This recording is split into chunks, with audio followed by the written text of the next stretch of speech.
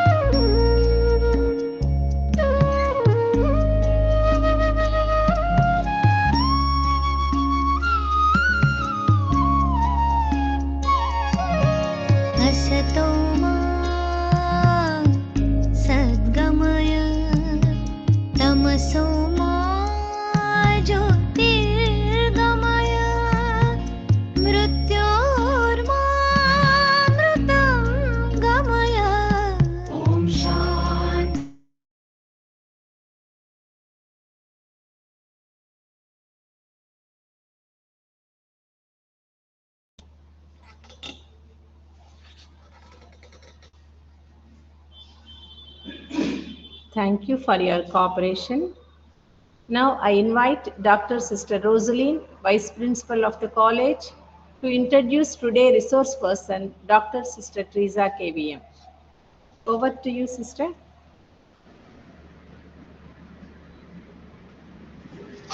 Good afternoon, everyone. Gathered here for the second day of our 5-day International Online Faculty Development Program.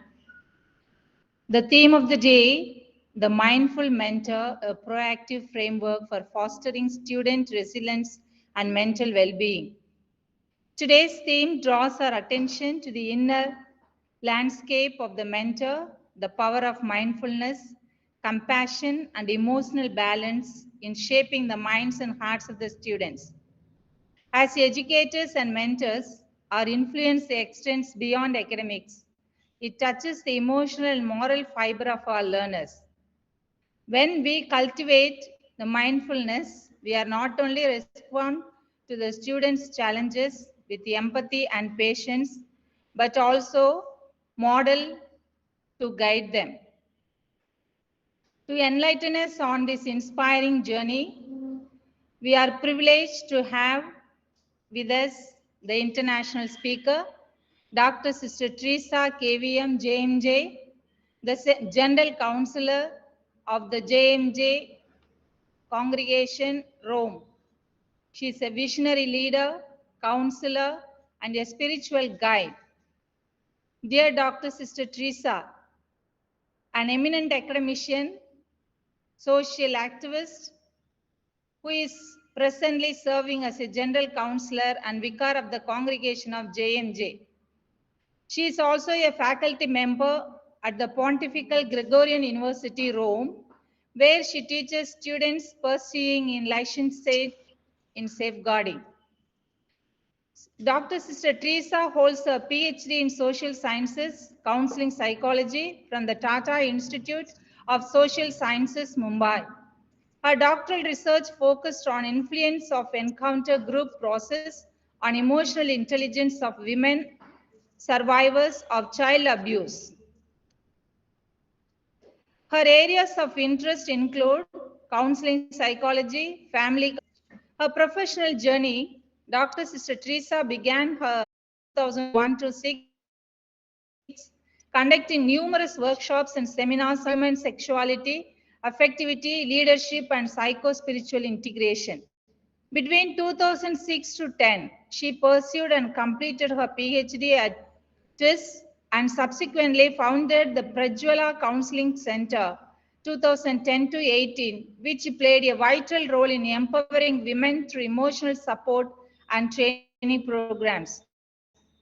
She initiated a rehabilitation home for women victims of violence and abuse, providing them safe shelter, medical assistance, and opportunities for emotional and economic empowerment.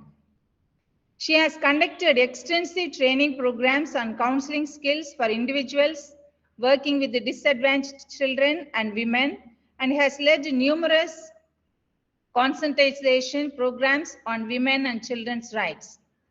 From 2018 to 24, Dr. Sister Teresa served as a provincial superior of JMJ Congregation, Guntur Province, continuing her mission of holistic empowerment and spiritual formation. Her academic and international contribution. She presented a paper on psychological challenges of religious formation at an international conference in Tomhan, Indonesia in 2003. Presented incest problems in intimate relationship at the National Conference on Women's Psychology, Bangalore. Participated in a seminar on feminism and sexuality in global perspectives at TIS, Mumbai. Visited Keele University, UK as a PhD scholar for a student exchange program and presented research work. Presented a paper on safeguarding by women, accompaniment of survivors at the International Safeguarding Conference, Pontifical Gregorian University, Rome. Dr. Sister Teresa was honored as the best women social worker at the district level on Women's Day, 8th March 2015, for her outstanding contributions to counseling, women's empowerment, and social welfare. Sister Teresa stands as an inspiring figure whose life work bridges education, psychology, faith, and social transformation. Her commitment to the emotional and spiritual well being of women and youth makes her a guiding light in the field of counseling and safeguarding. We are deeply honored to have her as our resource person for today's faculty development program. Let's warmly welcome dear Sister Teresa JMJ, our General Counselor, to lead us into this session of reflection, renewal, and mindful growth. Dear participants, before we move on to the session, I request all of you to keep yourself muted and your videos off for the smooth conduct of this program. Now, I hand over the floor to our beloved Sister Teresa to take over. Thank you.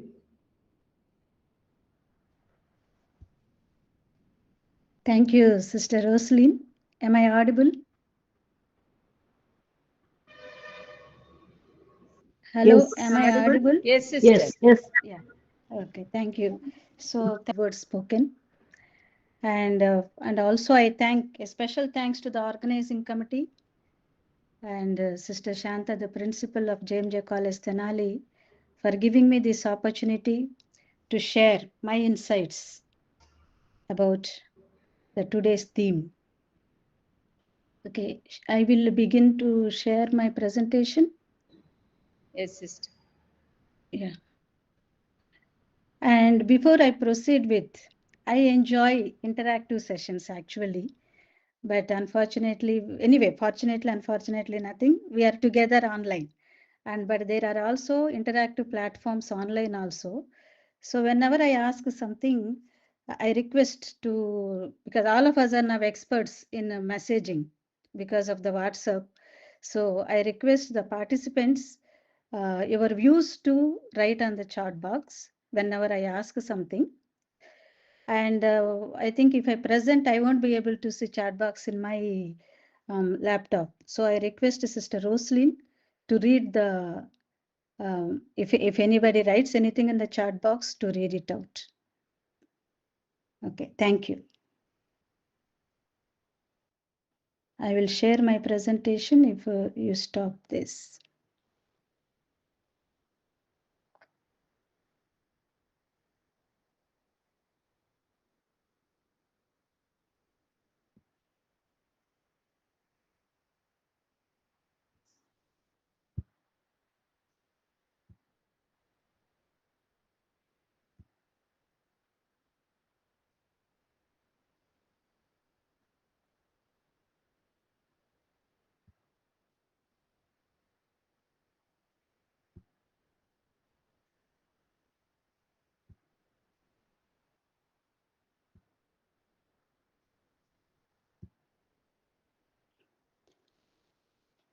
Okay, so today I am asked to share on the theme, the mindful educator, building self-awareness and emotional intelligence. The moment I heard this theme, I was reminded of a story, one of my favorite stories from Buddha's Buddhist philosophy, and it seems to have happened. So once after Buddha got enlightened, one of his disciples seemed to have asked him, what is the difference you notice in your life before enlightenment from after enlightenment? Then Buddha seemed to have shared with them, before enlightenment, I was walking, I was talking, I was eating, I was meditating. And after enlightenment also, I am talking, I am eating, I am meditating. But the difference is, after enlightenment, I know when I am walking, I know I am walking. When I am talking, I know I am talking. When I am eating, I know I am eating. And when I am meditating, I know I am meditating. I am mindful of what I am engaged with. So that's the story came to my mind when I first saw this theme. Because by picking up this theme, I think the organizing committee is inviting us to move towards the joy of life, because enlightenment is nothing but enjoying the eternal bliss on earth here itself. And looking at the present context of the world, I really congratulate the organizing committee for picking up this theme, because I think this is very, very important and the apt theme, and which we need to reflect and look into our lives and bring in quality into our lives. So now, before I proceed with, those of you who think in line with me that this is the apt theme, and this is important that we need to reflect upon this theme to grow in mindfulness and to strengthen our emotional intelligence as educators. Those of you who are thinking in line with me, can you write some phrase or some words? What makes you to think in line with me? Why do you also think that it is important?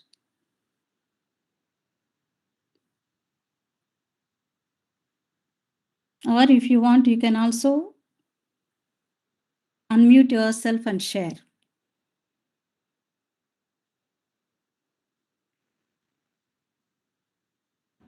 Self-knowledge is the best knowledge.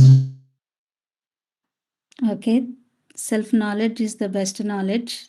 So when we grow in awareness, we become more knowledgeable.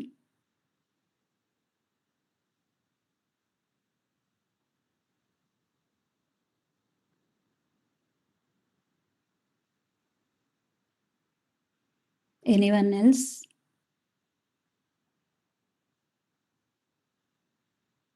Okay. I hope by the end of this session, I will be able to convince all of you that it is the apt theme for us to reflect upon because of the lifestyles we are living now. Now, I am going to present the outline of the content is, initially, I'll be talking to you about mindful educator, then about emotional intelligence, and I am also asked to talk about managing stress and empathy fatigue and how to build resilience. And as I am talking all these things, and here and there, I will be also sharing with mindfulness practices for educators. First of all, when we look at mindfulness, what do we understand? It is a practice of intentionally paying attention to the present moment with openness, curiosity, and non-judgmental attitude.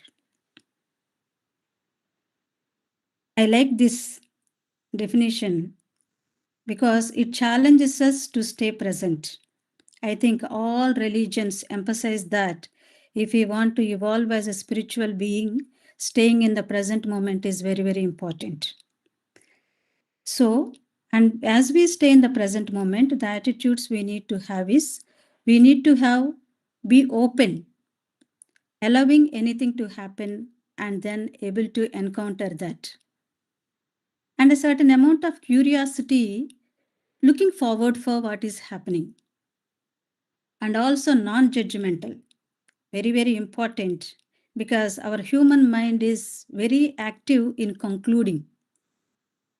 We see the tail and we try to conclude which animal it is.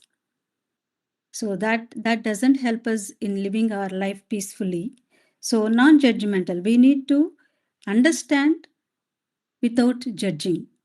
So these attitudes are very important to grow in mindfulness.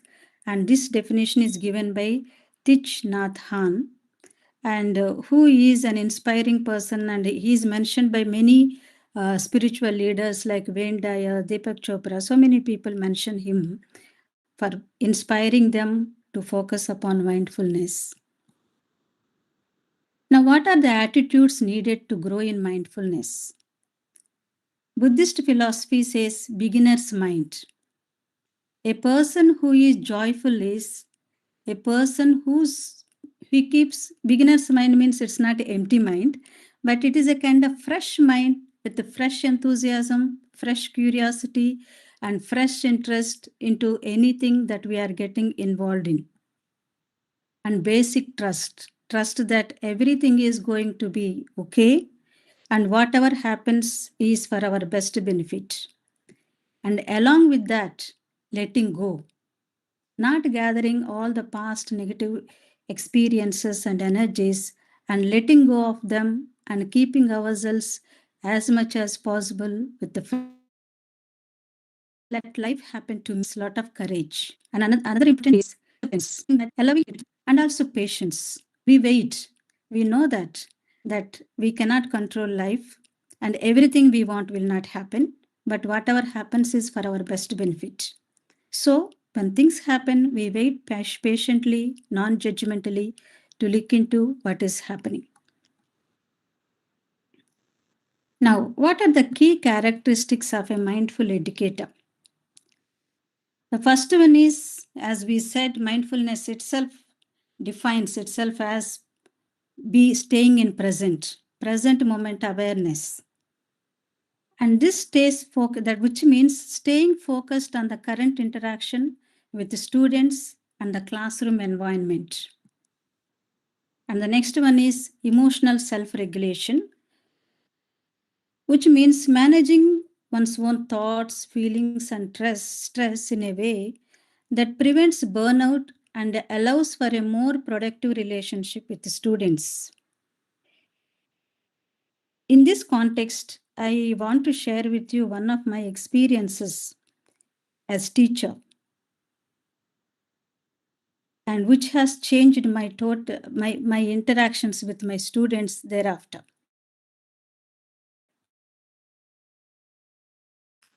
I was, as told, I was teaching natural science and English also. And I was a teacher of a 7th class. And one girl was consistently from 4 or 5 days, she was coming without doing homework. Then first day I gave her 1 or 2 beatings. Second day I gave, third day I gave, fourth day I gave, fifth day when I am going towards her again to beat her, I myself was fed up with what I am doing because I know what is not supposed to do, but I don't know. I was helpless at that age what to do. That's the only thing I knew. So then I was going, and as I was going towards her also, I was feeling, what is the use? From 4 days I am giving this to her, but nothing is changing.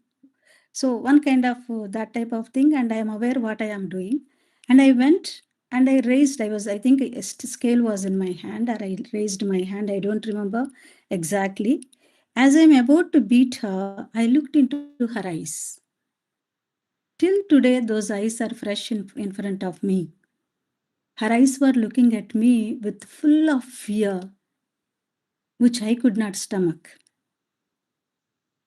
Then looking at the fear in her eyes, I could not continue to, I could not beat her. Then I put down my hand and I told her, I just don't know how to make you to do homework. I told that because that fear has touched me at the core of my heart. That look of hers. Then I went and sat on my chair. Other children are doing some classwork. Then after 5-6 minutes, that girl came,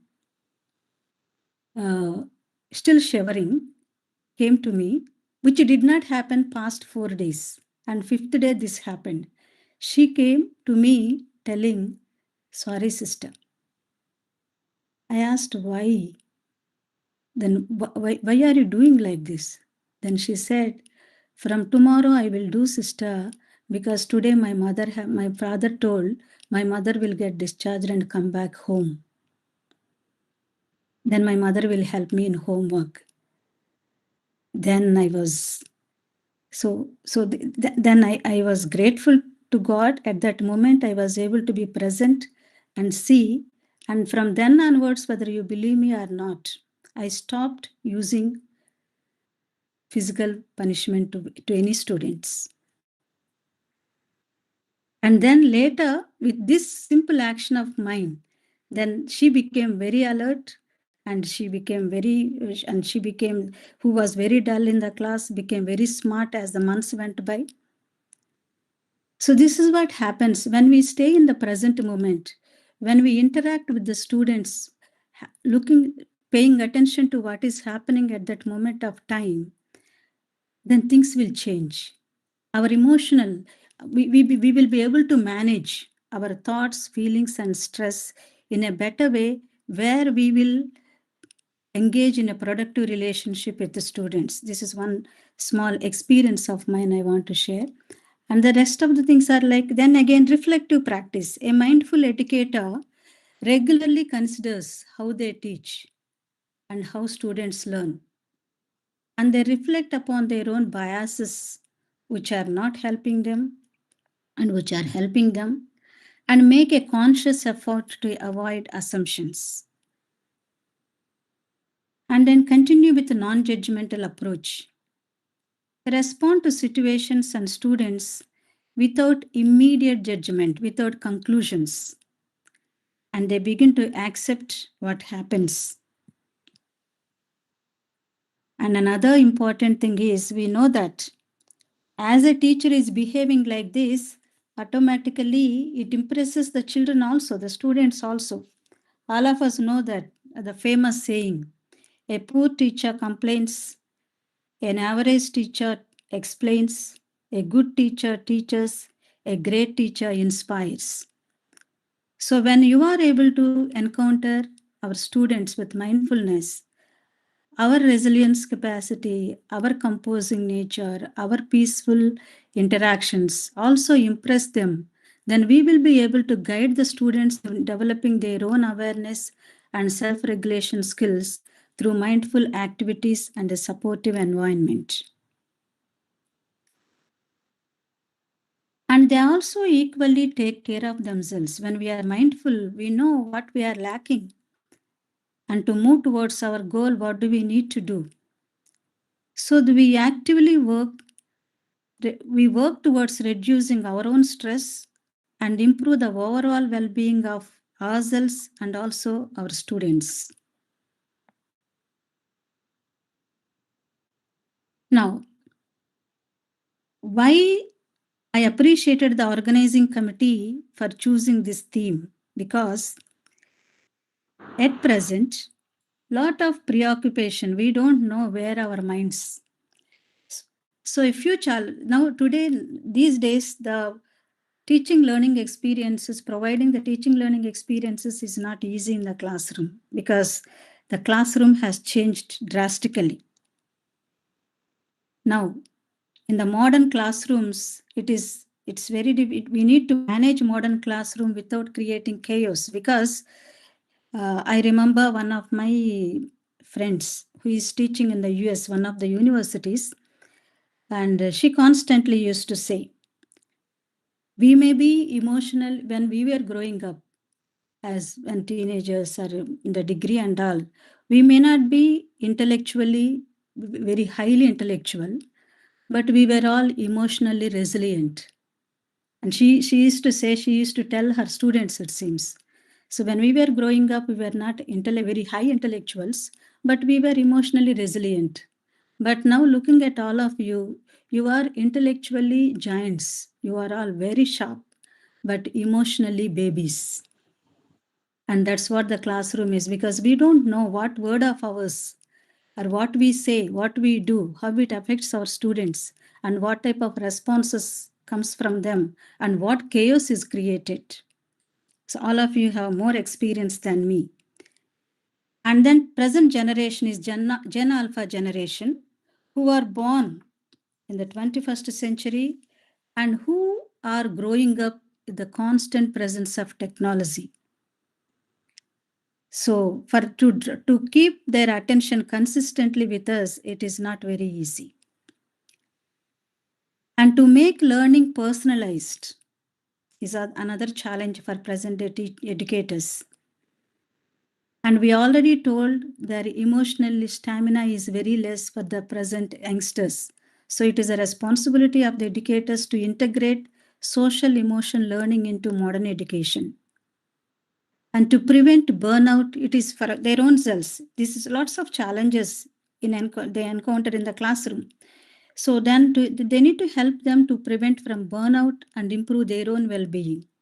And they also have to face the challenge of using the technology effectively so that they draw the attention of these Gen Alpha students.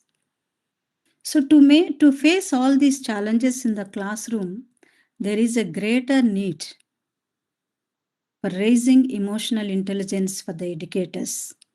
Then only they will be able to reflect resilience and to model emotional stamina to the present day youngsters.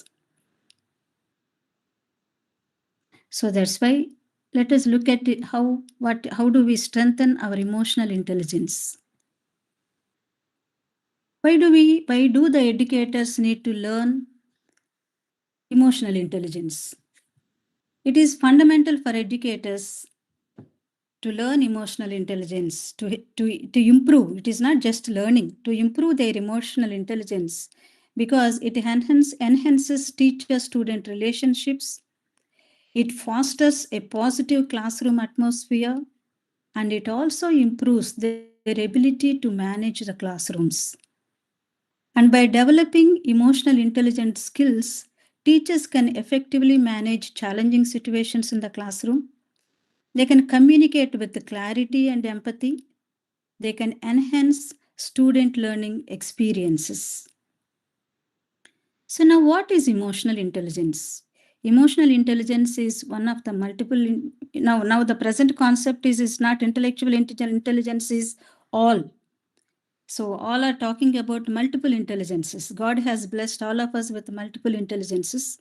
So emotional intelligence is one of the multiple intelligences, and it comprises of 5 factors. First one is self-awareness, then self-regulation and motivating self, recognizing emotions in others, and social skills. And the definitions for these concepts are adopted from the Emotional Intelligence book written by Goldman, 1998 edition. And the operational definitions, what I am giving, the tangible experiences are what I have evolved during my research. So self-awareness is the ability of a person to become aware of the stimulus and its effect on one's own thoughts, feelings, and the way they influence both the overt and covert behaviors. In the counseling context also, many times, and even observing my own personal life also, one of the misery we create in our lives is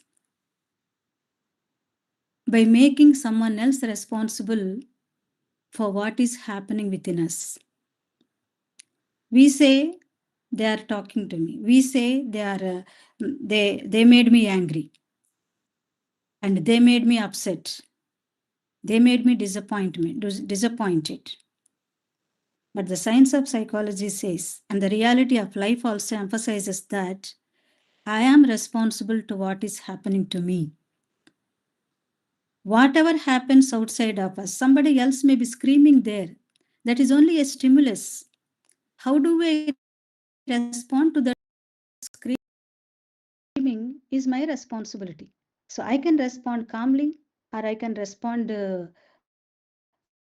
with the same screaming. So it is it is our choice what we are making. So that's why we are responsible for feelings and the behaviors, how we express them. So becoming aware of these things is self-awareness. And how do we observe these behaviors in a person? How do we name the person as a person who has a very sharp awareness? One of the things is they are able to name the feelings as one is feeling. We don't become aware that we got angry after shouting. We become aware that we are feeling angry before we begin to shout.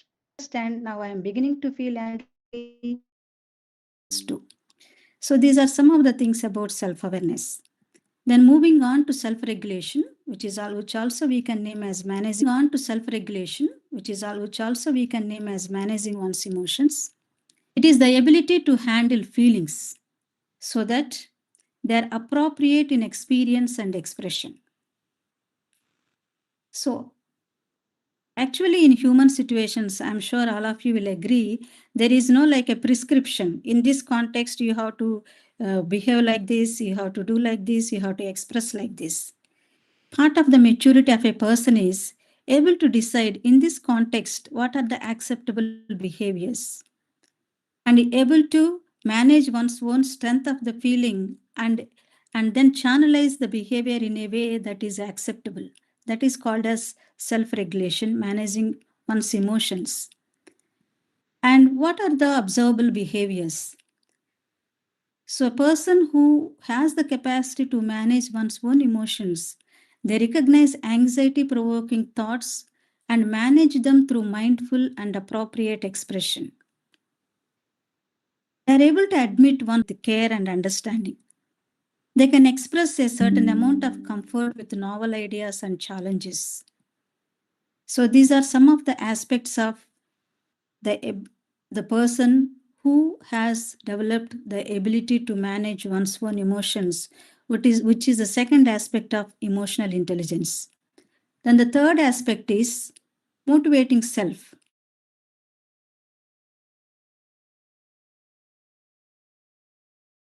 And with the goals and delaying gratification and impulsiveness.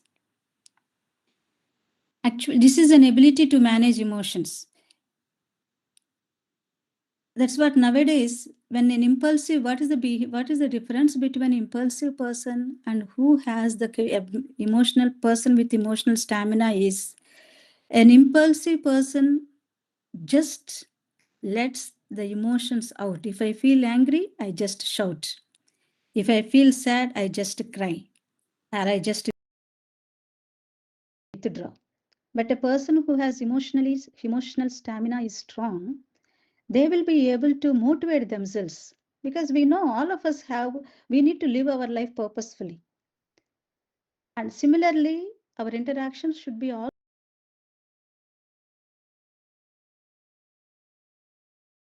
we are aware with what purpose we are interacting. If I am entering into a classroom that day, what is my purpose of entering? How do I want to what do I want to happen today in my classroom? Is it I am entering to finish my syllabus, or am I entering into the classroom to communicate, to provoke curiosity, or to inculcate interest? What is my purpose? That should be clear for us. And once it is clear, then that clarity will motivate our behaviors. If there is a child who is distracting, there is a student who is not paying attention, then we know that shouting will aggravate the behavior of the student. Then we look for the student is to inculcate intellectual curiosity in the students. Then we learn to manage our emotions and we engage in a behavior things. So that is what we mean by motivating oneself. And what are the observable behaviors of this person? So in line with the awareness about self, able to set goals and articulate them for one's growth or change and take calculated risks. For example, if I am aware that I am a short-tempered person, when I enter into a classroom, when I see a distracted behavior from a student, then I know I have the tendency to shout at. But I know that shouting will not yield the goal what I want. Then I take a challenge of helping myself to teach some other appropriate ways of expression. And for that, we take calculated risks. And we also look for, so if I want to change, I need to look for information to reduce uncertainty and find ways to do better and to learn how to improve their performance. And they're also persistence. It is not that today I am in a high mood, I decide and I want to do, and tomorrow my mood is not okay, then I just let myself be the way I want, the way the mood drives us. No, We take our life into our hands and we made a consisting efforts seeking goals despite obstacles and setbacks. I take my mood into my hands and I choose what I want to do, how I want to interact, and operating from the hope of success rather than the fear of failure. So, this is the third aspect of emotional intelligence. And fourth one is can be named as empathy. And what does it mean? This can be termed as empathy, where one can understand the feelings of others. All of us know that we don't announce our feelings. We don't go announce and tell, today I'm very happy. Maybe yes, under a particular context, we may say, but we perceive, looking at the person, we perceive, yeah, then we'll tell, oh, today you look very happy. What happened? Today you look so dull and sad. Because all our bodies are giving emotional cues. And those who are sensitive only will be able to pick up those. And in our interpersonal interactions with one another, several times we notice one person may be sitting and talking to another person for half an hour. And suddenly another person may enter there and looking at the one of them and ask, hey, you are looking so dull today. What happened? Yeah, today at home, they begin to tell. But from half an hour, these two are talking, but not able to pick it up. So this is the person who entered has empathy. So the empathy means able to pick up the emotional cues of the others. And what are the observable behaviors? Attentiveness to others' emotional cues and the ability to listen well. And show sensitivity and understand others' perspectives. Make an effort to help others based on understanding their needs and feelings. And recognizing others' efforts and skills and encouraging them to develop those skills in others too. And identifying people's needs for further growth, offering useful feedback. And reassuring others' feelings. So these are the some of the observable behaviors in the person who has this capacity to recognize emotions in others. And the last, fifth skill in emotional intelligence is social skills. What is social skills? Social skills is, we know that it's a competence where you are interpersonally become effective in dealing with others. And these social skills shape our encounters and they mobilize to inspire others and to thrive in relationships, to persuade and influence, and to put others at ease.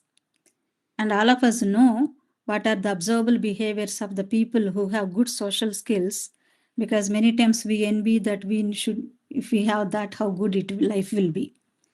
They have ability to listen and they are able to send convincing messages to others. And their effectiveness is seen in giving and taking feedback. And they are able to disclose about oneself as per the need. Able to face conflicts without denying or avoiding by bringing disagreements into open. And encourage debate and open discussion and orchestrate win-win situations. It is not that always I only have to win. In every situation, you and I both have to win. So they are able, the flexibility is there in them, so they can find the third path, middle path. So this is what meant by emotional intelligence. Now let us spend a little while in seeing what is the relationship between mindfulness, emotional intelligence, and the classroom situation. And it is not that we just like commonsensically we are connecting them. There is a research evidence that mindfulness increases the emotional awareness and mindfulness reduces emotional reactivity and mindfulness improves when a person develops in oneself the capacity to grow in mindfulness. They improve their workplace and also their interpersonal relationships. So this is the research outcome. So just let us have a look how each aspect of emotional intelligence is connected with mindfulness and how it betters the classroom or the educators. So all of us know mindfulness is paying attention to oneself and to the context. So then when a person is able to be mindful, it trains their attention to internal states, to their thoughts, emotions, and bodily sensations, and which will sharpen their self awareness, which is the key component of emotional intelligence. And what happens? So, for example, through mindfulness, we might notice early signs of frustration and address them before they escalate. And in the classroom, they model responding than reacting to their students. They show a balanced behavior than impulsive behavior and create an atmosphere of approachability and friendliness in the classroom. And self-regulation. Self-regulation, we know, a mindfulness strengthens one's ability to pause and respond thoughtfully rather than react impulsively. And as a person pauses and recognizes one's own internal covert behaviors, then the person will be able to regulate their emotions. So this improves their emotional regulation, allowing better control over negative emotions and the stress. So, for example, instead of snapping during a disagreement with a student, a mindful person takes a breath and communicates calmly and firmly what they want to communicate. And this empowers educators to manage stress, maintain composure, and make relational decisions in the classroom. And coming to motivating self. So, mindfulness promotes clarity of values and intrinsic motivations. It helps individuals act with purpose rather than react to emotional impulses. So, example, while in irritation, we become aware the tendency to react. Naturally, our tendency to react becomes stronger. Then we remind ourselves, depending upon what type of person I want to be, and depending upon what is the outcome we desire through that interaction, then we will be able to motivate us to respond the way we get what we want to get. And this motivating self models resilience and calm composure in the classroom. And regulating emotions in others and empathy. Mindfulness fosters non-judgmental awareness. We already shared that one of the basic attitudes of mindfulness is non-judgmental observation. So this helps in understanding others' emotions without biases and defensiveness. And research shows that mindfulness increases activity in brain regions linked to empathy and compassion. And in the classroom, a educator who has the ability to regulate emotions in others enhances and establishes an atmosphere of trust, respect, and understanding in the classroom.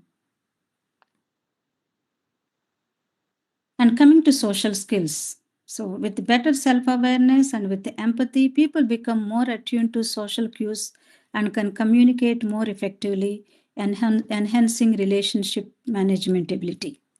And in the classroom, those who have this capacity will establish trust, collaboration, and positive connectedness with students, colleagues, and parents. They create a supportive atmosphere in the classroom where everyone feels valued and respected. Through effective communication and by fostering a culture of respect, they build relationships within educational setting. So this is how mindfulness is connected with the 5 key components of emotional intelligence and what will be the outcome in the classroom. as we enhance these skills effortfully. And in gist, so when we put them all in one together, so mindfulness, observing sensations and thoughts, improves self-awareness, and then we can recognize the stress before it becomes strong, gets intensified. And the non-judgmental acceptance helps in self-regulation, and this will challenge us to let go of our anger without suppression. And awareness about one's own purposes and goals helps us to motivate ourselves and trying to change the behavior to get the desired outcome. And compassionate mediation reflects empathy, understanding a student's pain without taking it personally. And the focused attention will enhance social skills, and then we are there fully present in the conversation, where we will be able to that creates a very strong interpersonal satisfying interactions. So before I proceed with the other subheadings, like how do we manage with the stress, anybody has anything to ask, or should I proceed?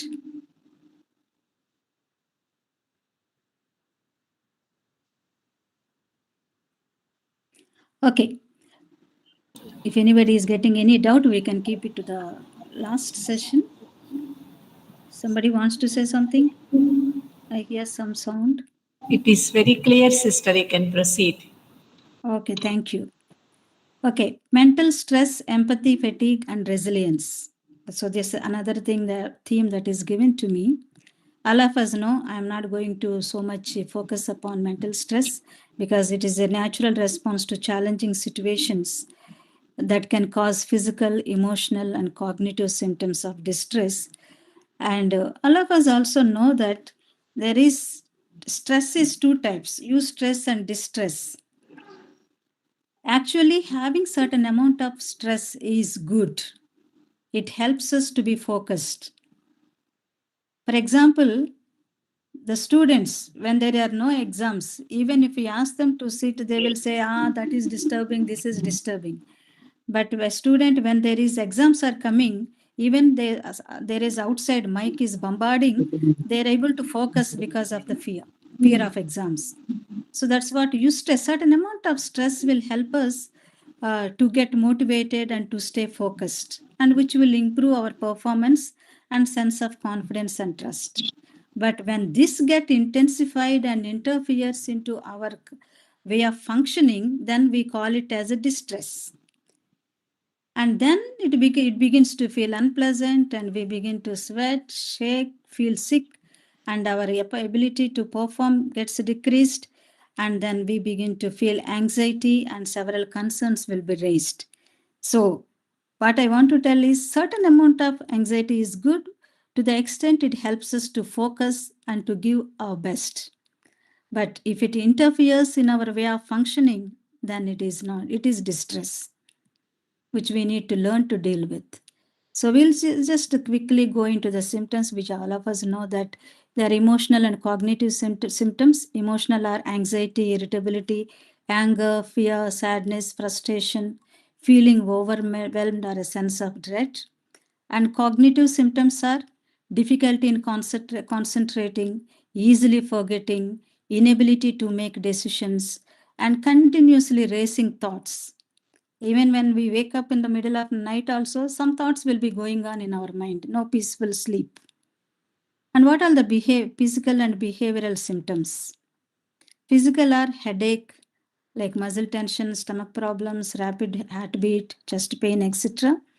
And behavioral symptoms are changes in eating habits, eating too much or eating too little, changes in sleep patterns, insomnia or sleeping too much, or withdrawing from others, isolating oneself, or increased use of alcohol, drugs, or cigarettes, like that. So now, how do we manage this stress? All of us know, when we say, the first thing anybody will tell is take deep breath. So one of the best practices for stress management is practice mindful awareness using simple techniques like mindful breathing, body scans. Body scan means becoming aware of the sensations that are going on in our body. We scan our body and pick up the sensations and breathe into those sensations, and guided meditations. And when I was reading a book, they were suggesting that one of that author is sharing her experience. So she decided that weekly 1 hour, she decided that that is a mindful hour in her life, in that week. Whatever she does, that 1 hour she tries to do with full awareness. And she writes that has improved so much of her ability to concentrate. And then then she's enjoying peace. So the ability to solve the problems also have raised. And then able to enjoy what she is doing. So that's why maybe if not 1 hour daily, allowing ourselves or strictly deciding for ourselves at least 5 to 10 minutes to practice mindfulness. Because the research proves that the mindfulness regulates the stress responses by calming the amygdala and engaging the prefrontal cortex, which is responsible for thoughtful decision making. It is a science. And then we need to learn to reframe stress also. So we need to, when the stress signals are coming up, we become aware of the stress signals, what we have seen in the previous slide. We have to think like, we have to see it as a signal.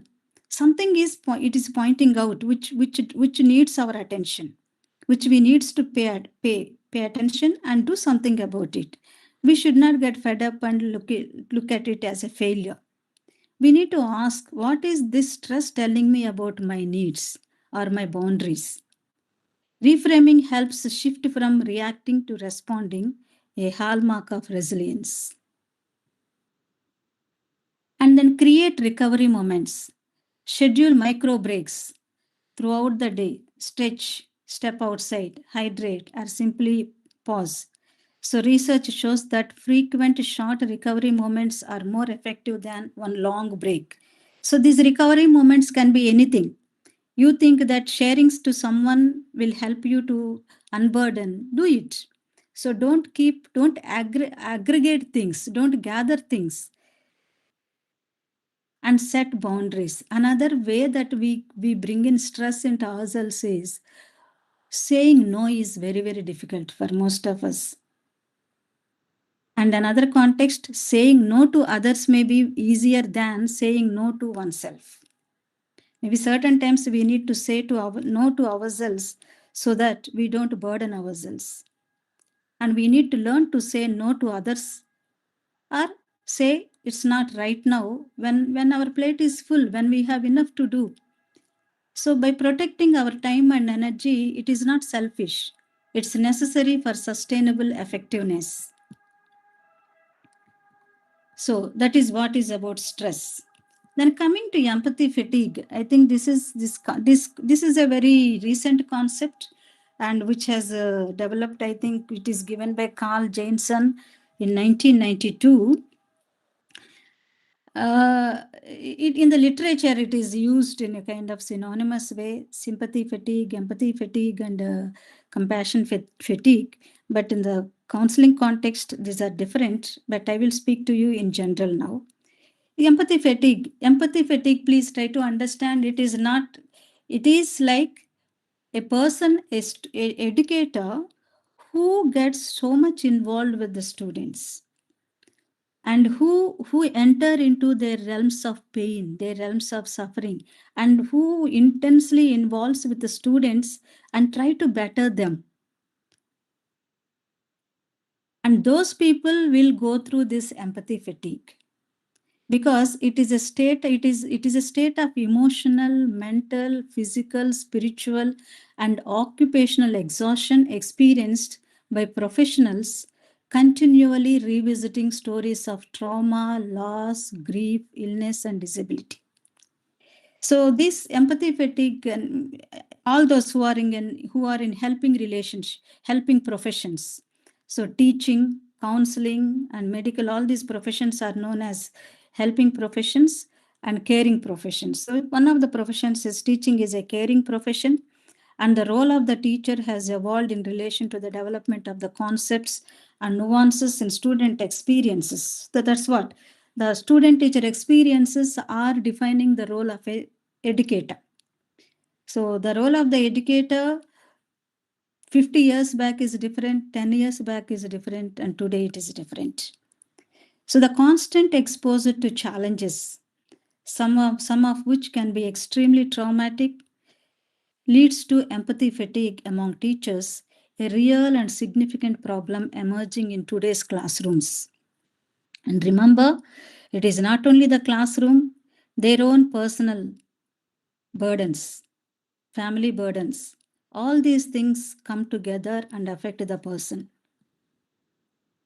And the toll of empathy fatigue can significantly impact a teacher's ability to manage daily tasks and can contribute to burnout or even a change in careers. Without support, good teachers in difficult situations can slip through the cracks. So, what are the symptoms of empathy fatigue? So, previously, what you are doing very comfortably with in the student-teacher relationships, now you feel overwhelmed, hopeless, powerless to help others, thinking that what is the point? Whatever I say, things are not changing. And feeling angry, irritable, anxious, and tensed, and telling constantly the type of thoughts that go in is, can't you see I have got enough on my plate? How much more can I do? And feeling detached. Previously used to be so much involved. Suddenly they get detached, they detach themselves, and they become unable to be sensitive to others emotionally, physically, or psychologically, become numb, thinking that bad things happen all the time. Why should I care? What can I do? I am just as I am. And reduced empathy, inability to respond to support others. So previously very empathetic, now feel exhausted, and the ability to empathize reduces. And then they say, I don't have the space to listen to this right now. So this is the thought patterns that goes on, which can help us to understand I am going through empathy fatigue. Constantly dwelling on negative thoughts or feelings, where we say, I can't stand feeling like this. Now this is beyond me. I can do nothing. That type of thoughts. And blaming oneself for failures and the pain of others. Thinking always, maybe I could have done something more. Maybe I could have said something more. So it's always trying to find fault with oneself and blame self. And overall, they realize that reduced self-efficacy and faith in one's ability to succeed. And tell oneself, whatever I do, things are not changing. Why should I bother? And sometimes physically also it might affect as stress affects nausea, dizziness, headaches, fatigue, insomnia, and mental exhaustion, and inability to focus on work, conversations, or daily activities, lack of pleasure in previously enjoyable activities, what they were enjoying before, now they fail to enjoy, lack of participation in or even avoidance of work, hypersensitivity to And she had her perceived PhD from criticism. Japan, and she has published nearly research papers in reputable journals, and she is having. Excuse me, somebody is trying to say something. I request you all to keep yourself muted, please. Okay. Okay, hypersensitivity to perceived criticism. So previously they engage with the students or with in the activities of life with a lot of interest and enthusiasm, but not caring for what, even if they are criticized or they are find fault, they think this is what I am supposed to do and I do. But when they are when they develop empathy fatigue, they become very hypersensitive to even perceived criticism. So these are all some of the symptoms of empathy fatigue. And what do we do to prevent? So we need to learn to balance empathy with compassion. Balance, actually, these nowadays in the literature, the meanings are sort of changing. So now, actually, empathy, they're equating, I think, now with sympathy, where you identify yourself with what is happening to others. Compassion is, it is not only we feel with others, but we try to do something. So there is certain amount of attitudinal detachment is exercised in compassion. So we try to help ourselves not to be so much get become one with the suffering of others, but we balance it by developing our reasoning capacity and a kind of developing a detached attitude. Be present and be supportive without absorbing others' pain and making their pain our own pain, because we have our own pain. But we need to understand and feel the pain of others, and then try to do something if we can do, or just be there as support, as emotional support for the other person, without getting allowing ourselves be absorbed into the pain of others. And reflect and debrief, it's very important. We need to regularly process emotionally intense experiences with the trusted colleagues, share with someone with whom we feel free, and with our mentors, or through journaling. There are so many activities to help ourselves to not to gather negative emotions, the negative energy of the negative emotions. And emotional processing prevents cumulative burnout, which means it doesn't gather the burnout. It will try to help us to refresh our system. And practice self-compassion. We also need to take care of ourselves. Jesus told for us, that's what I always tell myself when there is a need. Love others as you love yourself. If I know how to love myself properly, only then I can love other people. Otherwise, then we get into possession and so many other dynamics will develop. So it is important that we learn how to take care of ourselves so that we can take care of our students mature way. Treat yourself with the same kindness you would offer a friend. And whenever there is a need, use a self-talk, a constructive self-talk, saying oneself, this is hard. Or don't criticize yourself for feeling something. Tell it's okay. In this context, this is what I'm feeling. But I make a choice whether I want to continue to be in this feeling or to rise above this. So self-compassion is linked to lower burnout and higher resilience.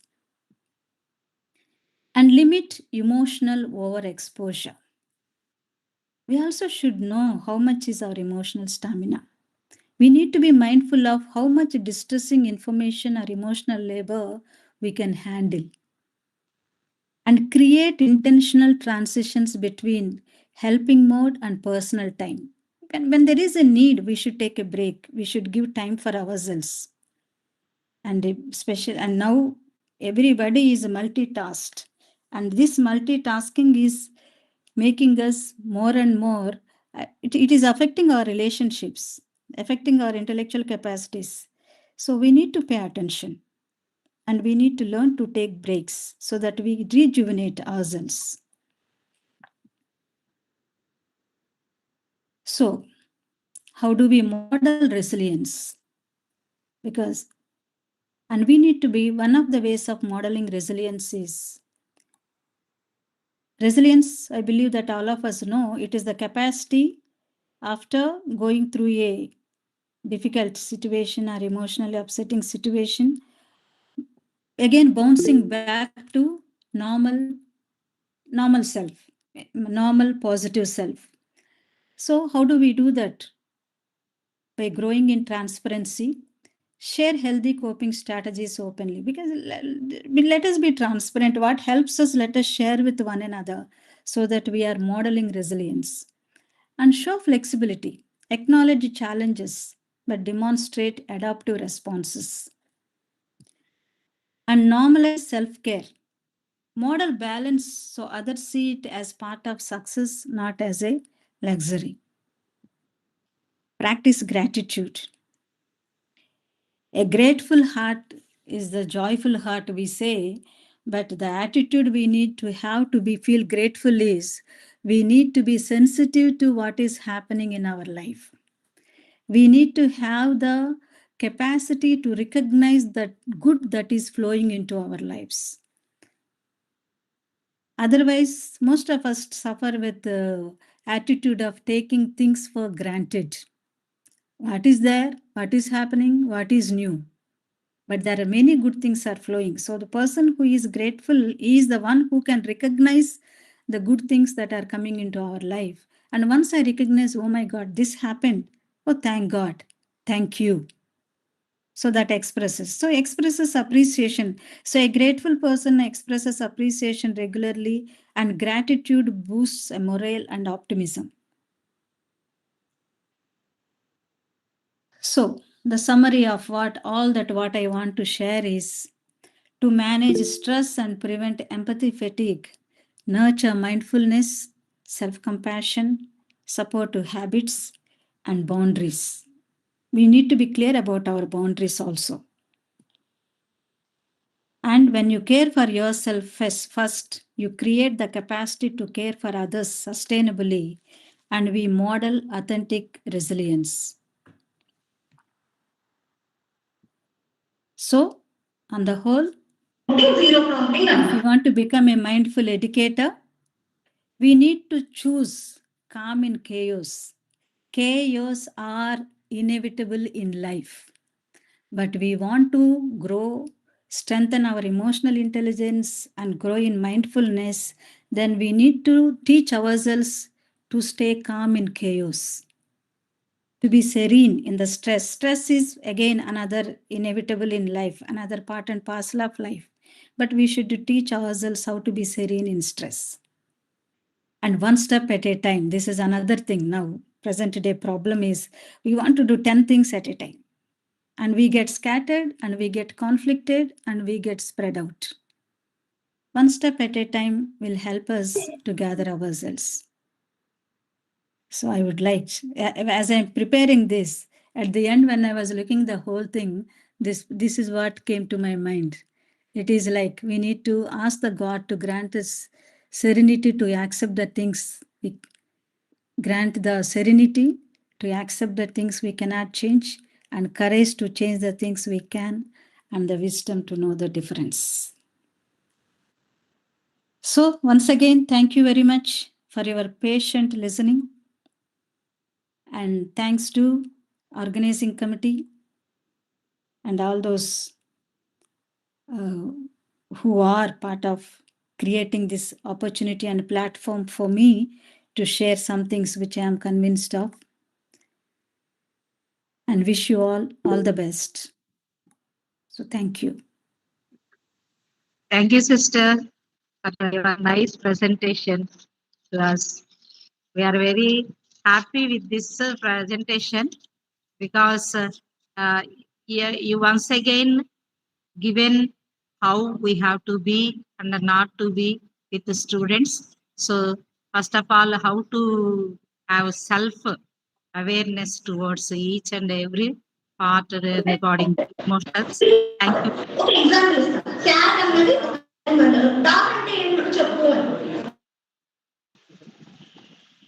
Sister Teresa, I am Shanta.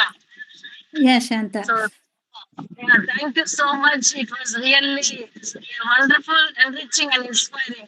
Lot of practical tips, and I think all of them benefited because the way I see the hands going up and appreciating you. So, really, thank you so much, Teresa, for your time. Thank you, Shanta. And that also shows the receptivity of the group. People are listening with openness. So I appreciate that. And thank you for the appreciation. Any doubts or anything, anyone who parallelly thinks something or who wants to add to what I spoke also can come forward. Thank you, Sister Teresa. Our psychological levels are really raised up today, both emotionally, personally, and intellectually for the good of students and for the good of ourselves. Thank you very much. Thank you. Thank you very much, madam. This is Aparna Devi from Nellore. Very valuable and thoughtful presentation.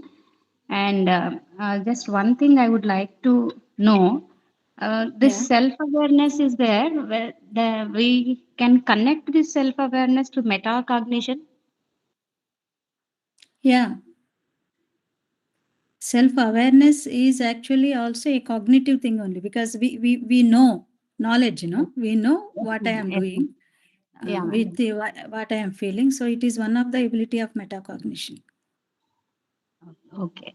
Before I forget, I have some, those of you who are interested to help yourselves and all, I have a stress checklist and a emotional intelligence checklist. If you are interested, I can share with you.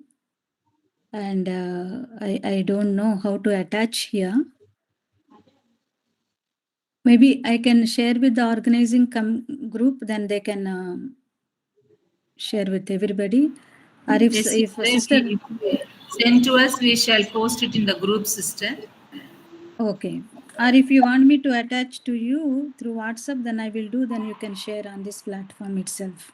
Yes, sister. Should I? So Yes. Yeah, we I will am add. sending to Sister Roslyn. Okay. Sister Rose, I'm sending to Sister Roslyn Arland. Then you can, I think you can attach actually today itself in the attachments, but which I am not so much, I am not very expert in this.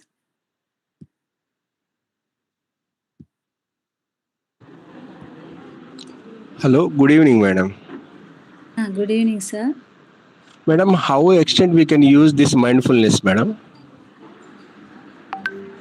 Whatever extent we can. That One thing, means no? up to school level or I intermediate level or degree level, madam. it is mindfulness is, sir, it is like I know what I am doing. No, madam. If the student is learnt everything up to school age, how can we change in a intermediate or degree level, madam? See, sir, change can happen at any point of life. Mindfulness is, for example, you are in a degree classroom and you have come across a student with a patterns of behavior which are not helping the student, and these are set as a patterns in their life. So that's what you are asking, no? Already they have set patterns and they are coming. How do we change them? Did I understand your question correctly, sir? No, madam. If everything was changed by the faculty, what about the students, madam? When will they change themselves? I think when I am changed, automatically that influence happens on others. That small example I gave, my experience as a teacher, when I understood her fear and I withdrew, then automatically the approach of the child also changed towards me. Past 4 days, she never asked me sorry. She looked at me angrily and sat. But once I understood her fear and I withdrew, I changed my behavior. Because I understood already, I am thinking that I am not able, this practice is not helping the child. And once I changed myself, and the child also changed. In 15 minutes, she came to my desk and told, sorry, sister, hereafter I will do. So it is not, the change has to happen till we die. And as a mindful teacher will surely will bring certain amount of mindfulness into the students also.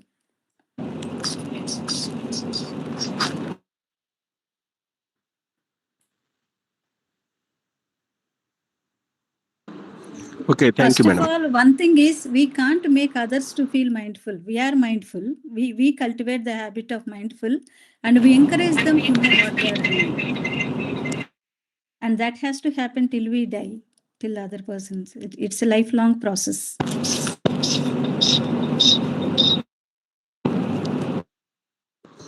Okay, madam. Thank you. Okay, as an answer for you, sir, one more thing that comes to my mind is, now, for example, nowadays when we hear that now abuse is banned, then they are telling physical abuse is much more severely is taken charge today in India. Actually, my observation about my own self as a teacher, and also when I took the sessions for teachers, personally talking to them also, what I understood is, many times when we hit the child, it is not only with the interest the child has to develop. If that is the case, once or twice when we do, we understand it is not helping and we change. But if we are constantly if the child has to bleed, with what an intensity the beating is happening. Do we know, is it for, does it reflect my inability to manage my emotion? Or can we label it as for the benefit of the child?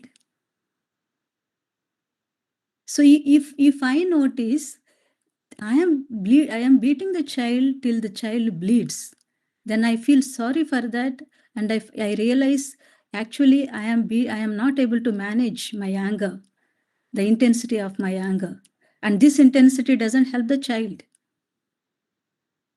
If you are aware, if I am mindful of it, then I learn different ways.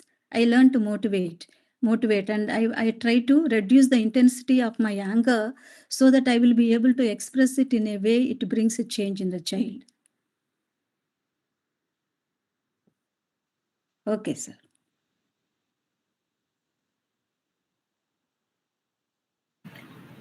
Dear participants, thank you so much for your wonderful interaction.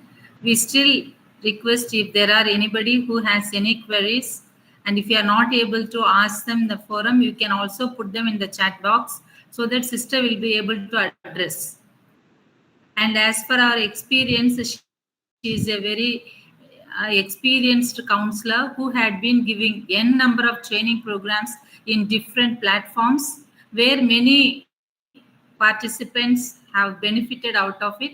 If any of us have any such difficulties, very especially with dealing, and she is very good at addressing these problems, I kindly request you to make use of this opportunity. Thank you.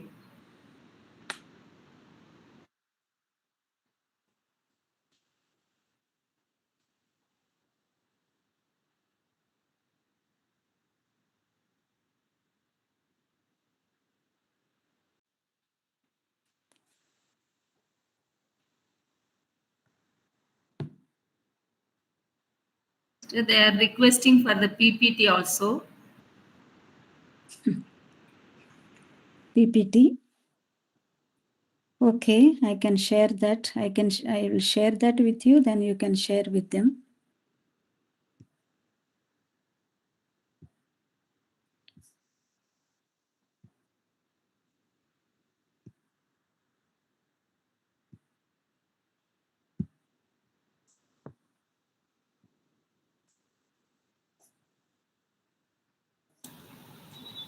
Babu Rao garu, you raised your hand.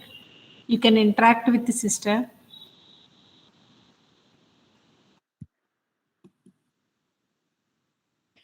If not only asking me doubts, from your experience also, see, always sharing will enrich one another.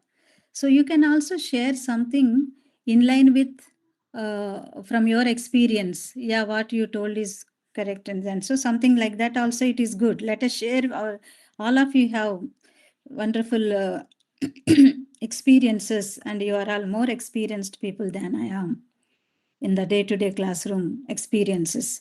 So from that perspective, so anybody wants to share your experiences, yeah, what you said is true and this is or something, or if you think differently also, you can share. Not necessary always that you need to have a doubt to talk. Sister, somebody posted a question. Okay. How to understand a student who is constantly behaving in wrong way? Okay. I also throw some questions to help ourselves. What is this wrong way? So wrong way means some behaviors might be, no? Behaviors of disturbing behaviors or something like that. What exactly you mean by wrong way? Or now some addictions or something that is happening now? Any inappropriate behavior. Do you mean that? Sai Lakshmi Garu, please respond to sister. What is your intention in writing wrong way? What is your feeling? I mean, wrong behavior way means even we trying to say to student don't behave in that way, still they are doing, ma'am. Even we are saying in a polite manner. Okay, it's change of behaviors, ma'am, you are talking about? Their mindset, madam, especially. Yeah, we begin to understand the mindset through the behaviors. No, well, the way they are behaving, then we realize that then these children are not interested in the class, and they are more interested in that, less interested in this. So all these things, and then care not attitude they have, all these things we perceive through their behaviors. So then we understand that, okay, this is not okay. So it is like always a personal interaction will benefit, ma'am, from my understanding of the persons. If we help them to realize the consequences of their behaviors. And nowadays it is very big challenge because even parents also are not able to tell the children. So the whole problem is coming from that itself. The parenting itself, it's like lavishly pouring in and not learning, allowing them to learn adjusting with the life. So in the classroom, the only way we can do is help them to understand the consequences of those behaviors, whether those behaviors are helping them to get what they want. Then we need to motivate them to change. It is not we tell them it is right, it is wrong. Now the students will ask why it is right, why it is wrong. So it is a little more patience is needed and little more connectivity is needed to explain to them the consequences of their behaviors and motivate them to get convinced. Once they see that the consequences of their behaviors, then they will be able to understand. Yes, understood, ma'am. Thank you, ma'am. Thank you.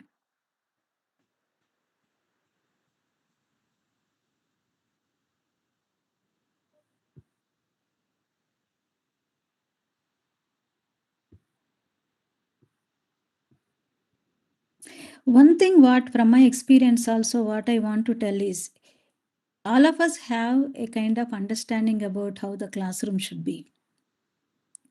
And now even about other people, even in the family, in the relationships, we have certain amount of understanding about how it should be.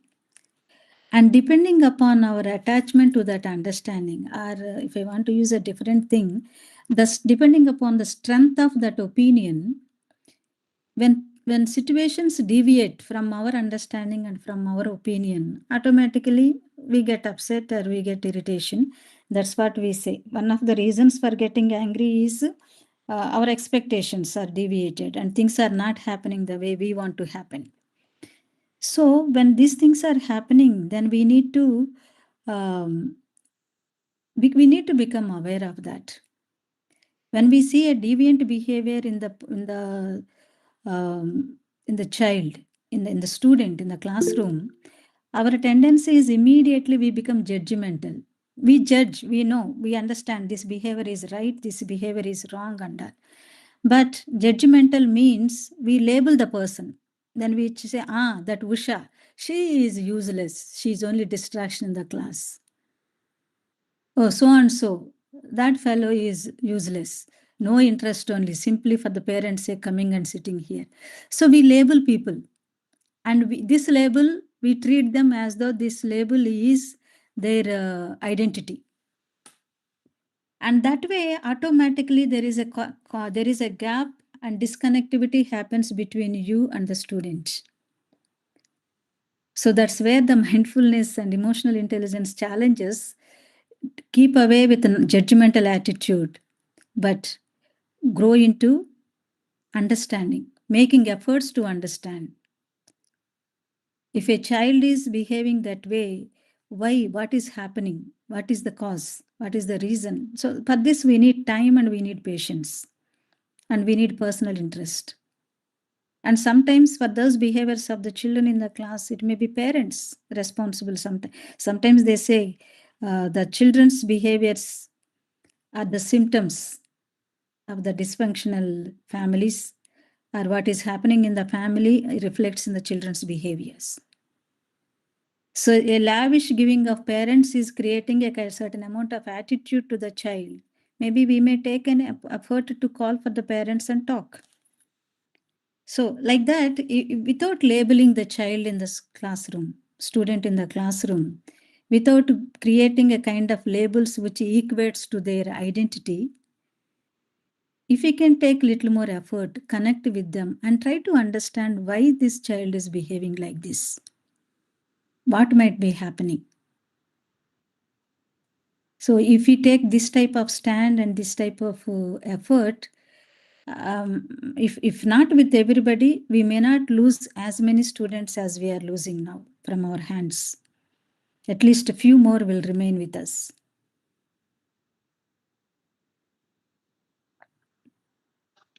Yes, ma'am. I think it was a good point to add in our class. Thank you. Thank you, Sai Lakshmi Garu. Thank you. Thank you so much, ma'am. I was very honored to be in this class today. Thank you. I sent the PPT also. Yes, sister, everything is kept in the chat box. The link is created and kept, dear participants. If you have the application that supports, if you click on the link, the file will get open to you. You can make use of them. Sister Teresa, I just want to have Yes. it is not a doubt, but we are sure of it, but little more enlightenment. Now, see, there is so much of gap, like, for me, I find it now till 10th, they are like, now in the hands of the parents, or they are controlled or they are taken care. But when they come to intermediate, they are like, we are free birds, like, okay, there is that.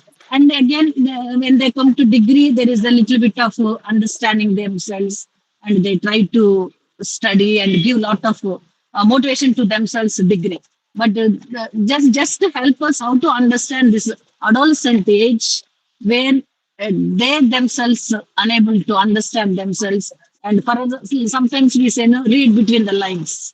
So how to help them, or even for us as lecturers or teachers, how to understand those students, especially the age between 14 to 18, no? So maybe a few tips like. Yeah.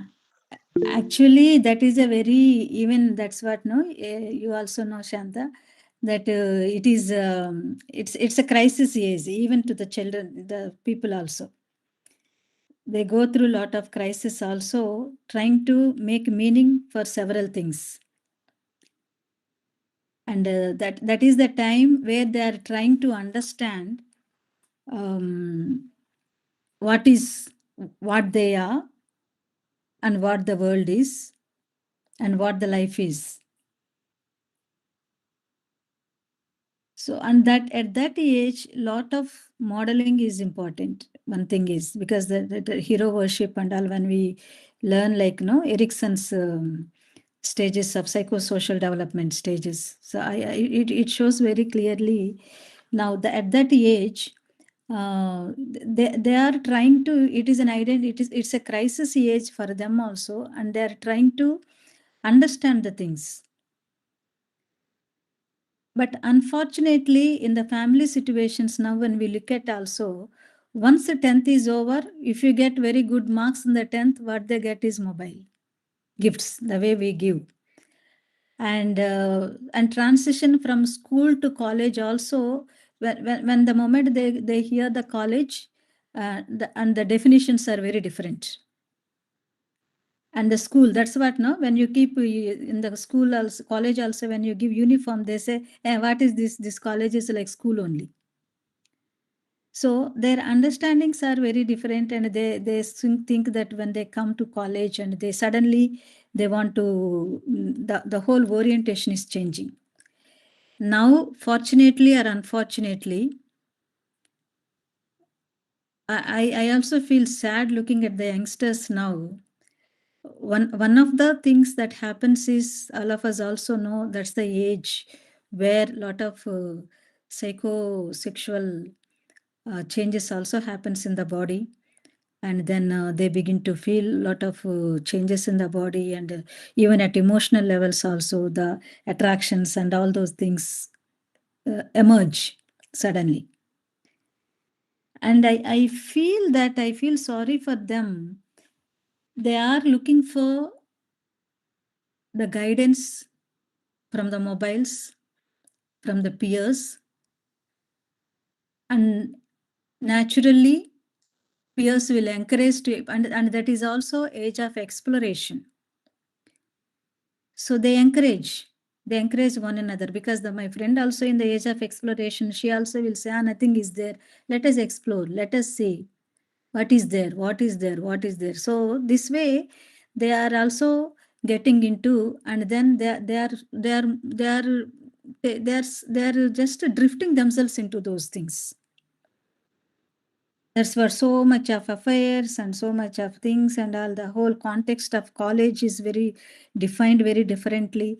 Maybe we need to help them in the beginning itself to form a kind of proper understanding about what is college, what they need to, and the importance of the significance of that. Actually, in India, intermediate is a deciding stage.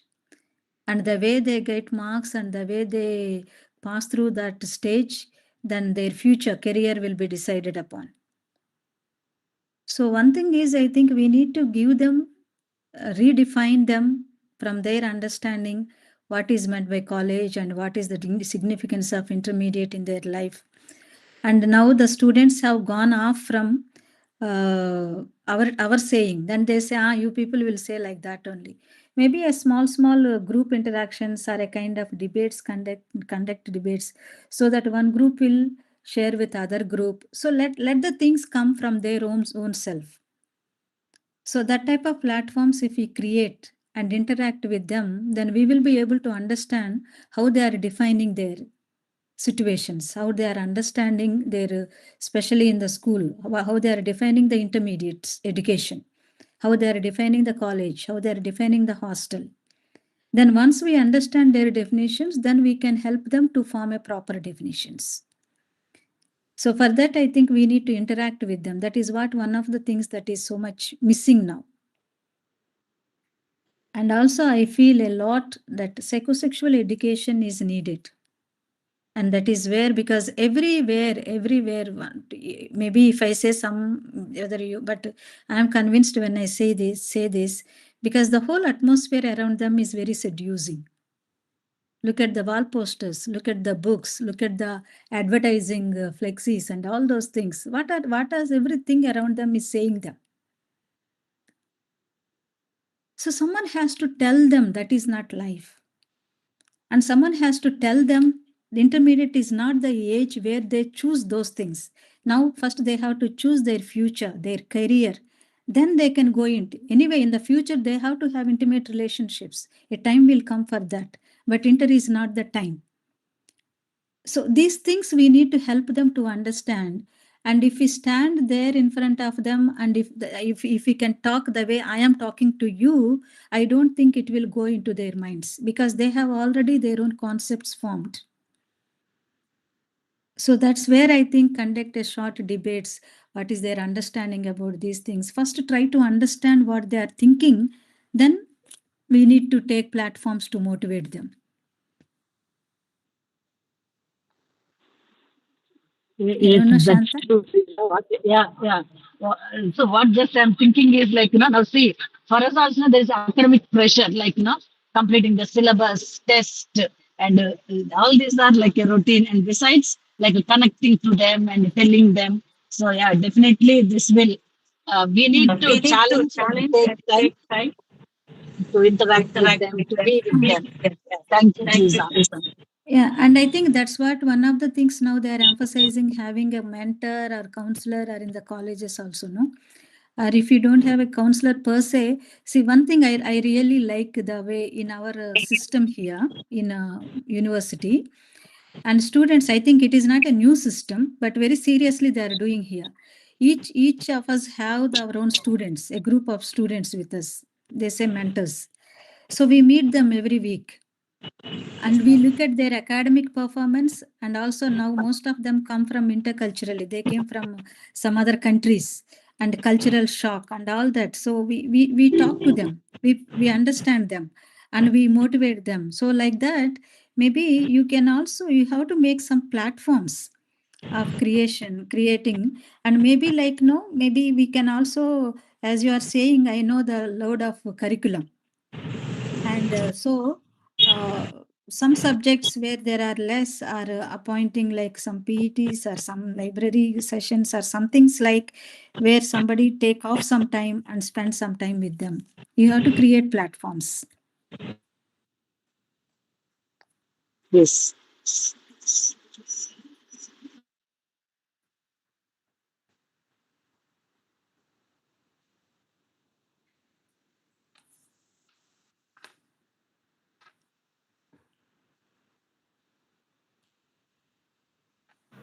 So thank you very much. I think I see Roslyn. So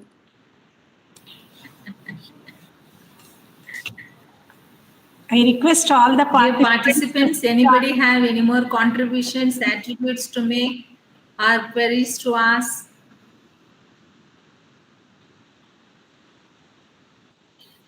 Yamalata ma'am, shall I go with expressing my attitude of gratitude to our resource person of the day? One second. Rosalie, just Sister, speak. 1 second, sister. I request all the participants to switch on their videos. Sister, one small clarification. Good afternoon, sister. I am Vimala from JMJ College, Tenali. yes. Some children use emotional manipulation towards the parents and teachers nowadays, and sometimes also they harm themselves, cutting their hand like that. So that is emotional blackmailing. Would you please suggest some ways of effective ways to respond, how to respond, and how to help them, sister? These self-punishing tendencies, Yes, yes, sister. that blackmailing. Yes, Sometimes emotional we blackmailing. but sometimes sometimes in some cases it may be true, ma'am, but in Yes, ma'am. some cases maybe we are concluding quickly. Yes. Sometimes, most of the times, when one of the things in the science of psychology says is, if a person has a self-punishing tendencies, what you mentioned, and that self-punishing tendency can be go to the extreme of suicide also. It's extreme tendency is suicide, but otherwise it is like cutting and doing different Yes. punishing, self-punishing tendencies. The self-punishing tendencies are expressions of actually insecure feelings. A person's see, for example, a simple thing. Now let us dissociate from that and look at the thing. Whom do we beat? Whom do we punish quickly? Or whom do we raise our hand very easily? Or whom do we call like, you don't know anything, Vedava, like that, no? Easily, whom do we tell? Someone whom we think that they are not up to the mark. sometimes it can happen through our own emotional inability to balance. But if somebody, we are very easily going to them, very easily we talk about or raise our hands, is when we don't consider that person is very up to the mark. No, a kind of low kind of impression about that person's. Similarly, same thing. If I'm trying to punish myself means I don't value myself so much. So most of the times it comes from insecurity. One thing. And another thing is escaping. The things are too painful for me to deal with. So one way of escaping is, if I harm myself, then I can get some time off from that, what I have to do. So always again I go back, talking to them will help us to understand. And if it is real, and it can, I don't negate what you said, emotional blackmailing, that also is there. So then we can help them, what will be the consequences. First we understand them, whether it is emotional blackmail or it is coming out of insecurity, or by engaging into those behaviors where that they are trying to escape from the reality. Then depending upon that, then we can help them to gain themselves.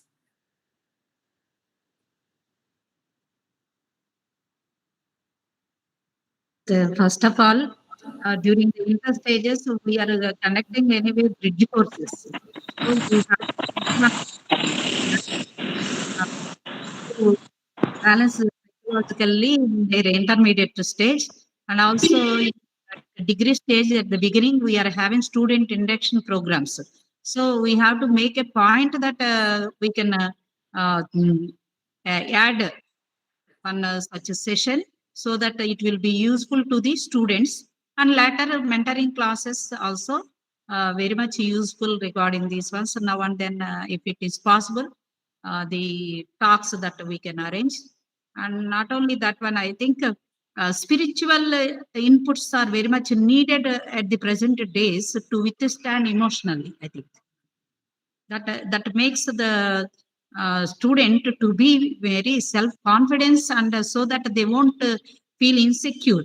Whenever they think that God is with them, definitely they will be having a lot of self-confidence to withstand for each and every situation, to face it and to go through the life, whatever the difficult situations they may be passing through. That is my opinion, sister. Thank you. No, I think it's a very valid point you are bringing, ma'am. You are also showing the platforms where we can include these aspects and help the students. Like you are telling, like bridge courses and induction programs, like that. Then we also can do that. So we can initiate doing this, and also it's like spiritual. So we keep aside the religion, but a spiritual aspect bringing in. There is something higher than us is existing in the universe. So that type of aspect will also really help. Nowadays, people have no belief in everything. So that's why very easily they get upset, and very easily they feel like total disappointment. They won't be able to look at the options. I think what you are saying has a very valid point. And as you are talking, one small example came to my mind. In Finland is known to be one of the happiest country. When they did the research on happiness, they have one of the happiest country. So they were teaching, and one of the countries which has the best education system, where they prepare the children for life, not only the knowledge, but they prepare the students for life. So in that, one of the things I have read when we're doing this emotional intelligence research on that, one of the practice they do, it seems, in the pre-nursery, in the nursery schools, when they come.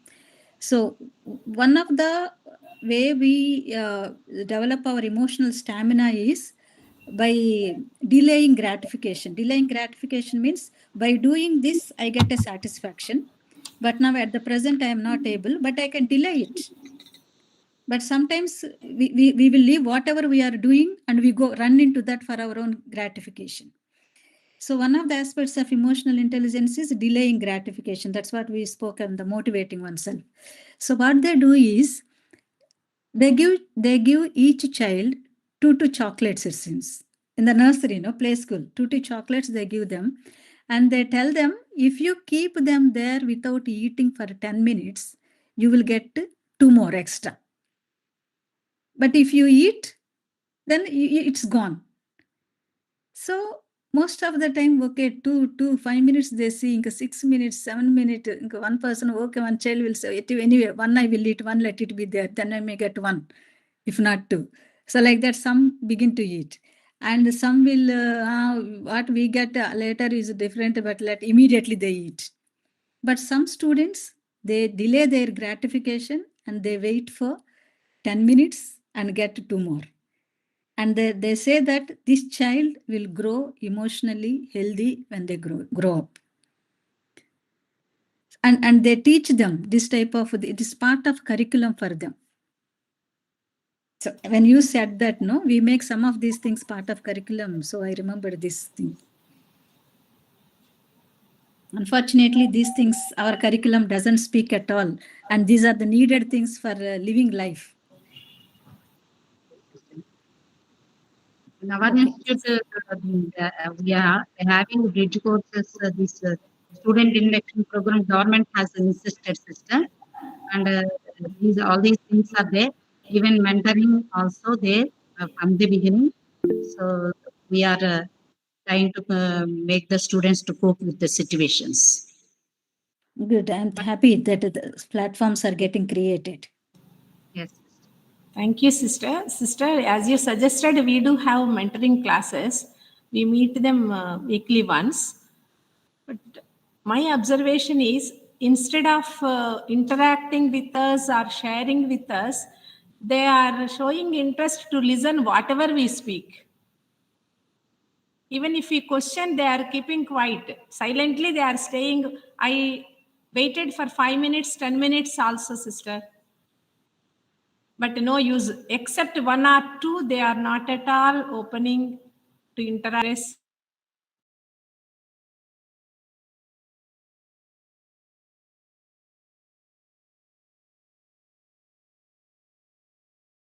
When you sit with them with the performance, their performance, and when you inquire about what is happening, so not look at us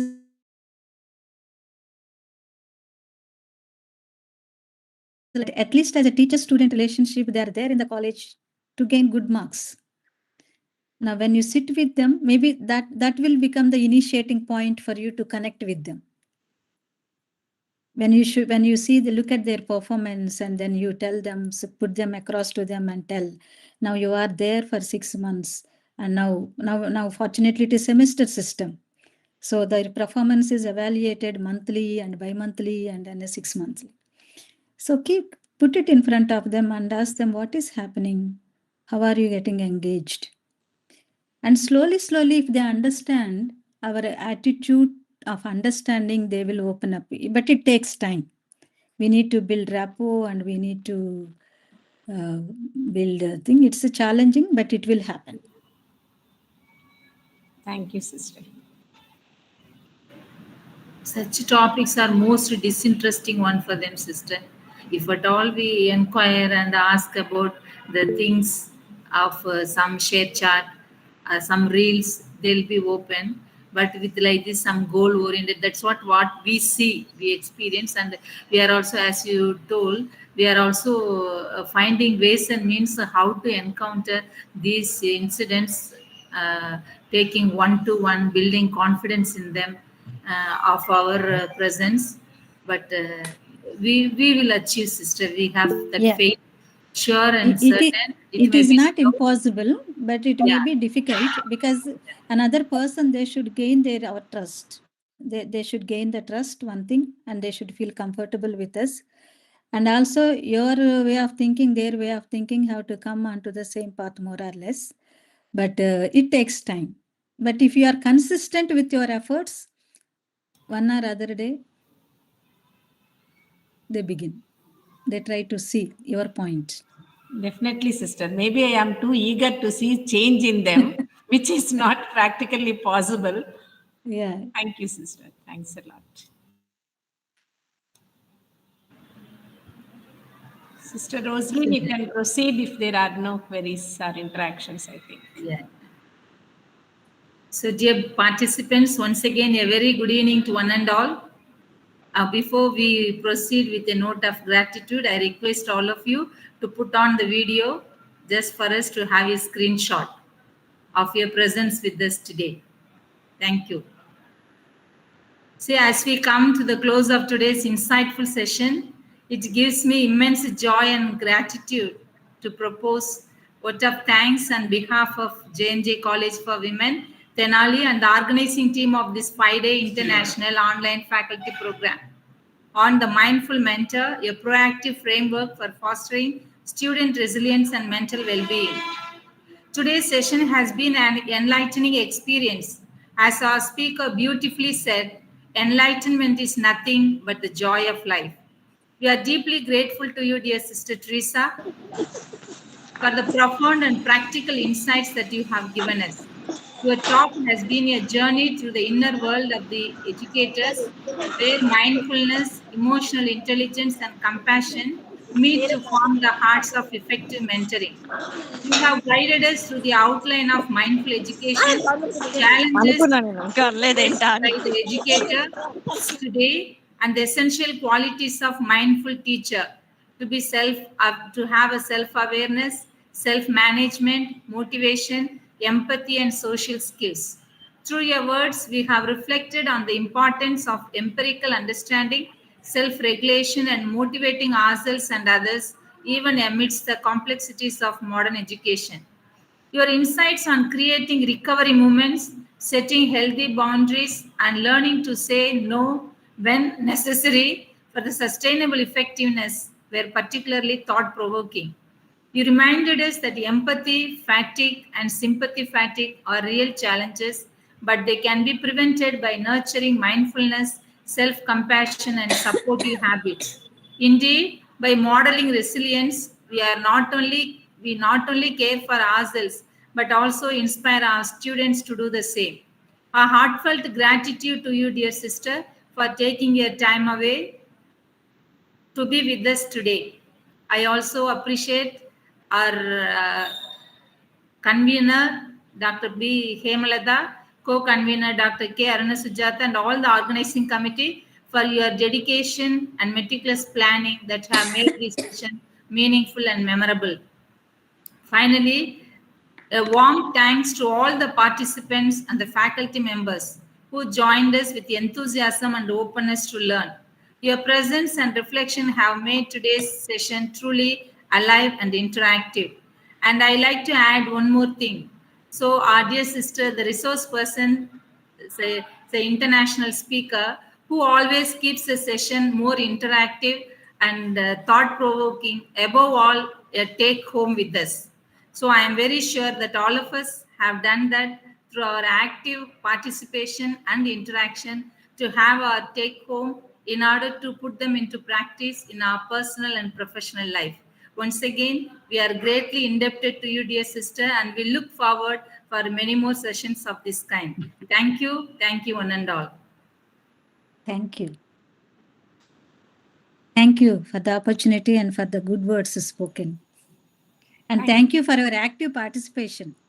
I liked the interactions that happened towards the end. Thank you, sister. Thank you very much. Thank you.